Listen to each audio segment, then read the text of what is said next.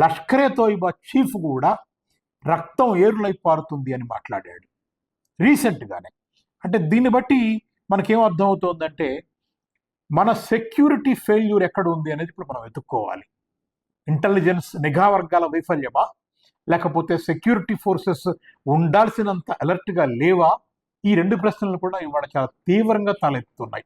ఎందుకంటే ఇది మామూలు విషయం కాదు, చాలా తీవ్రమైన విషయం. ఎంత తీవ్రమైన విషయంగా ఉంది అంటే హమాస్ ఇజ్రాయెల్ మీద దాడి చేస్తే ఎటువంటి స్పందన వచ్చిందో ప్రపంచవ్యాప్తంగా, ఇవాళ ప్రపంచవ్యాప్తంగా అటువంటి స్పందనను మనం గమనిస్తూ ఉన్నాం. ట్రంప్ వెంటనే దీన్ని ఖండించాడు. మేము భారతదేశంతో పాటు నిలబడి ఉన్నాం ఈ సమయంలో అని ఆయన స్పష్టంగా చెప్పాడు. అంతే, ట్రంప్ ఒక్కడే కాదు, ఇజ్రాయెల్ ఖండించింది ఇమ్మీడియట్గా. నెతన్యాహు మోడీతో మాట్లాడారు, కావలసిన సహాయ సహకారాలన్నీ మేము అందిస్తాము అని చెప్పారు. చైనా ఖండించింది, పుతిన్ ఇమ్మీడియట్గా ఖండించారు, మేము వీఆర్ విత్ ఇండియా అని చెప్పారు. అంతర్జాతీయ సమాజం ఒక రకంగా చెప్పాలి అంటే భారతదేశం పక్కన నిలబడ్డది.